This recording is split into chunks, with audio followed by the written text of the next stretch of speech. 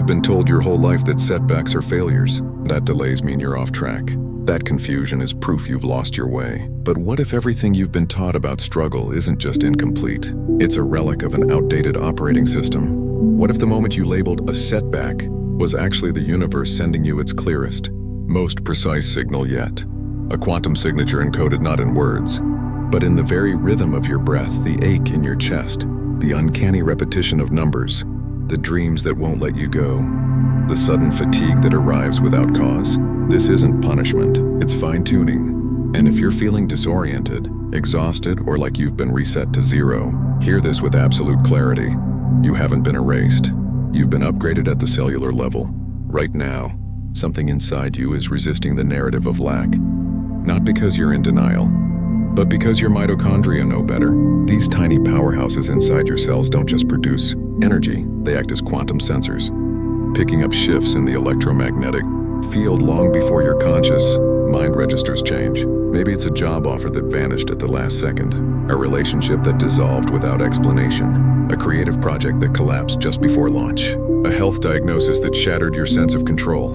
On the surface, it looks like loss, but beneath the noise of disappointment, there's a frequency humming, one that doesn't speak in logic, but in synchronicities, gut knowing, heart coherence, and patterns that repeat until you pay attention. This isn't chaos, it's calibration. And every closed door, every canceled plan, every silent night is sacred data, part of an intelligent orchestration far beyond your current perception. Most people miss their quantum signals because they're scanning the horizon for fireworks. When the real message arrives as a whisper, they expect divine intervention to look like a lightning bolt, but often, it looks like a flat line on a monitor, a bank account at zero, or a room full of silence after years of noise. Yet within that apparent void lies precise intelligence. Think of it like this. When a satellite loses connection with Earth, engineers don't assume it's broken. They know it's entered a blind spot, a necessary phase where old data must be purged, so new coordinates can upload without interference. Your consciousness operates the same way. Every setback is a blind spot designed to clear outdated frequencies, fear-based, beliefs stored in your fascia, trauma imprints in your limbic system, ancestral contracts running in your DNA, so your field can receive higher resolution instructions from the timeline you're being called into. And here's what cutting-edge science quietly confirms. Your body isn't just reacting to events, it's anticipating them through quantum entanglement. Research in quantum biology reveals that your cells communicate through biophotons, ultra-weak light, emissions that transmit information faster than electrical signals in your nerves. Before your conscious mind registers a shift, your mitochondria have already begun adjusting ATP production. Your heart has altered its electromagnetic field, detectable up to 15 feet away by sensitive instruments. Your gut microbiome has shifted its chemical messaging, influencing mood, immunity, and even intuition. That gut feeling before a phone call, that inexplicable fatigue before a major life change, that's not anxiety. That's your entire somatic field acting as a quantum antenna, picking up ripples in the non-local field. What you call a setback may simply be your system syncing with a future probability your ego hasn't caught up to yet. This is also where morphic resonance, a revolutionary theory proposed by biologist Rupert Sheldrake, becomes deeply personal. He suggested that nature has a collective memory. Once a critical mass of a species learns a new behavior, it becomes easier for others to access that same pattern, even across continents. Apply this to your spiritual journey. Every time you choose trust over fear in the face of apparent loss, you're not just healing your own timeline, you're updating the morphic field for everyone who will walk this path after you. Your failure becomes a frequency anchor. Your surrender becomes a blueprint. So when you feel alone in your struggle, remember, you're not failing, you're pioneering. You're the first wave, clearing static so others can tune in more easily. But let's go deeper into your nervous system where true transformation lives. When a setback hits, your amygdala fires, flooding your body with cortisol and adrenaline. Your prefrontal cortex, the seat of reason, creativity, and long-term vision, goes offline. You enter survival mode. In that state, your perception narrows to threat detection. You can't see opportunity. You can't feel grace. All you register is lack, danger, isolation. But here's the liberating truth. Your nervous system isn't betraying you. It's protecting you based on maps, written in childhood, often before you could speak. The problem isn't the reaction. The problem is mistaking the map for the territory. Your work isn't to suppress the fear or spiritual bypass it with forced positivity. It's to expand your window of tolerance, the range of sensation your nervous system can hold without collapsing into fight, flight, freeze, or fawn. Each time you breathe slowly into your belly instead of numbing with distraction, you stimulate your vagus nerve, signaling safety to your brainstem. Each time you place a hand on your heart and name your emotion without judgment, I feel abandoned, I'm scared I'll never recover, you activate your ventral vagal state, the neural platform for connection, creativity, and coherence. Over time, what once felt like a catastrophic setback becomes a navigable wave, not because the wave changed, but because your capacity to hold it did. And this is where time itself bends. Linear thinking tells you, if I'm not moving forward, I'm falling behind. But quantum physics reveals a different truth. Time isn't a straight line. It's a non-local field of probabilities, where past, present, and future coexist. Physicists studying retrocausality suggest that future events can influence the present, that your tomorrow self is already sending ripples backward through time to prepare you today. What if your delay isn't a pause, but a necessary alignment with a future version of you who's already living the outcome? What if the universe isn't withholding from you, but waiting for your internal state, your nervous system coherence, your subconscious belief, your emotional embodiment, to match the vibrational signature of the reality you're asking for?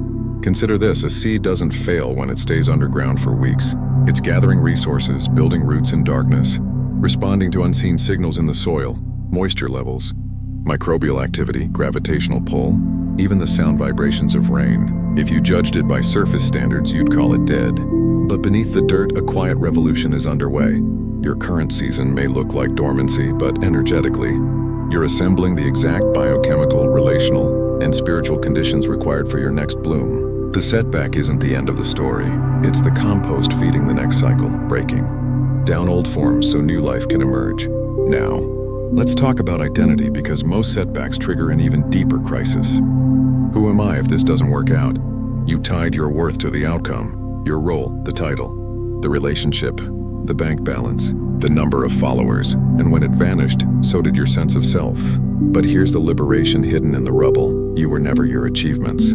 You were always the awareness behind them, the unchanging presence that witnessed both success and collapse, joy and grief, expansion and contraction. The setback didn't destroy you. It revealed you. It stripped away the costume so your essence could finally breathe.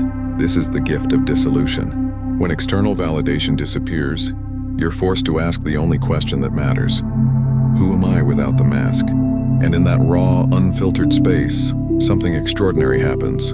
You stop performing. You stop hustling for worthiness. You stop contorting yourself to fit a world that never asked you to be small.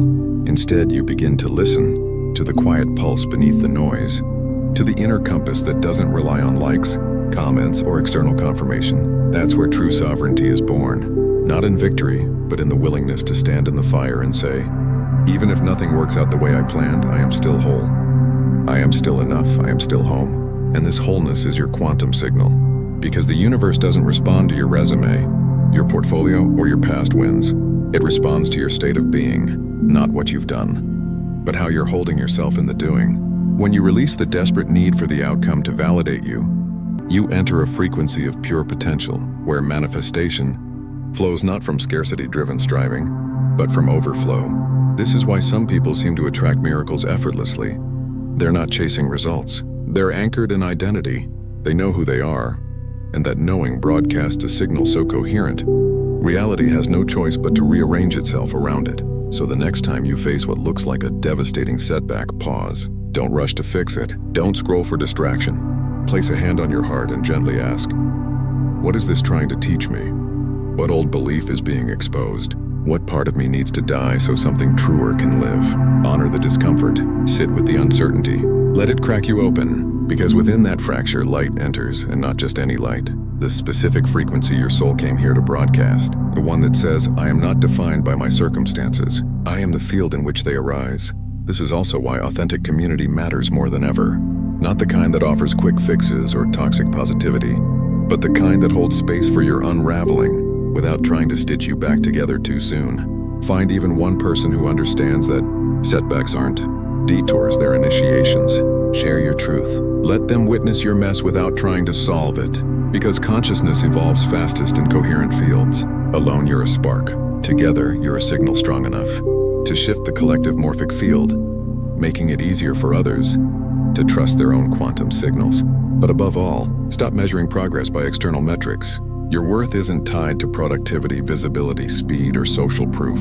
Some of the most powerful transformations happen in silence, in stillness, in the unseen hours when no one is watching but your soul is rewriting its DNA through epigenetic reprogramming, turning on genes for resilience, turning off genes for fear. Your mitochondria are upgrading their energy output. Your heart is broadcasting a new electromagnetic signature into the quantum field. The universe isn't grading you on output, it's assessing your alignment. And alignment isn't loud. It's the quiet certainty that even in the mess, even in the mystery, even in the seeming void, you are exactly where you need to be. So if you're in the middle of what feels like a devastating setback right now, breathe. This isn't the end of your story. It's the universe fine-tuning your frequency. Every closed door, every canceled plan, every silent night is sacred data. A quantum signal guiding you toward a reality your old self could never have held. Don't resist it. Don't rush through it. Lean into it. Because the very thing you're calling a setback is the fingerprint of your destiny pressing itself into your field. It's not a mistake, it's a message. And if you learn to read it, through your body, your intuition, your tears, your stillness, you'll realize you were never off track. You were being called home. Home to a version of yourself that doesn't need proof to know it's worthy. Home to a life that doesn't require perfection to be miraculous. Home to a truth so vast, it turns every loss into a landmark. Every wound into a window, every setback into a sacred signal that you're finally ready to receive what's been waiting for you all along. You're not falling, you're tuning, and the signal is clear. It's saying, keep going. I've got you. This is the path.